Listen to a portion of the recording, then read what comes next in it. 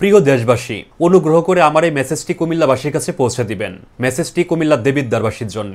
ভিডিওটি একটু লম্বা হতে পারে, আশা করি মনোযোগ দিয়ে শুনবেন। 5 আগস্টের পর ফ্যাসিবাদ পরবর্তী আপনারা এক নেতা পেয়েছেন, যার নাম হাসনাত আব্দুল্লাহ। স্বাধীনতা 54 বছর পর আপনারা ভাগ্যগুণে এরকম একজন নেতা পেয়েছেন, যিনি জুলাইয়ে একজন সম্মুখ সারির যোদ্ধা ছিলেন। জুলাইয়ে যারা সম্মুখ সারির যোদ্ধা ছিলেন তাদের অনেকের দিকে আঙ্গুল উঠলেও এখন পর্যন্ত আপনাদের নেতা হাসনাত আব্দুল্লাহর প্রতি কেউ আঙ্গুল তুলতে পারে নাই। সারা দেশের যারা হেভিওয়েট নেতা আছেন তাদের মধ্যে যদি জনপ্রিয়তার পরিমাপ করা হয় তাহলে হাসনাত আব্দুল্লাহ নিশ্চিতভাবে সবার উপরে থাকবেন। প্রিয় দেবিদ্বারবাসী, 5 আগস্টের পর আপনারা পরিবর্তন আনার সুযোগ পেয়েছেন। হাসনাত আব্দুল্লাহর পাশে দাঁড়িয়ে সেই সুযোগকে কাজে লাগান। যারা আপনাকে আমাকে মূর্খ মনে করে, যারা অহংকার এবং দাম্ভিকতার সঙ্গে হাসনাত আব্দুল্লাহর বংশ পরিচয় এবং বাপদাদার সম্পর্কে প্রশ্ন তুলে তাদেরকে জবাব দেওয়ার সময় এসেছে।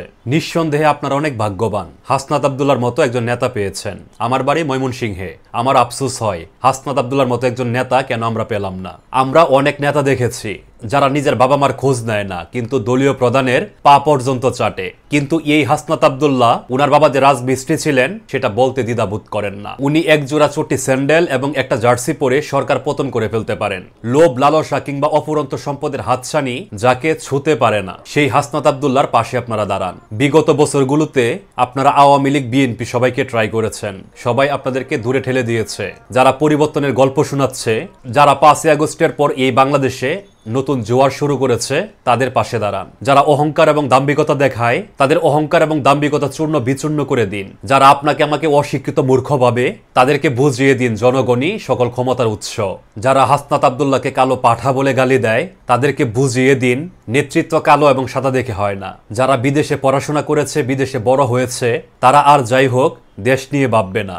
যারা দেশে বড় হয়েছে, দেশের ধুলোবালি নিজের গায়ে মেখেছে, শত বাধা বিপত্তি আসলেও তারা দেশ ছেড়ে কখনো পালাবে না। আপনারা যে পরিবর্তনের সুযোগ পেয়েছেন সেই পরিবর্তনকে কাজে লাগান, নয়তোবা হাসনাত আব্দুল্লাহর মতো আর কেউ মুখ তুলে দাঁড়াতে পারবে না। সিদ্ধান্ত আপনাদের কাছে।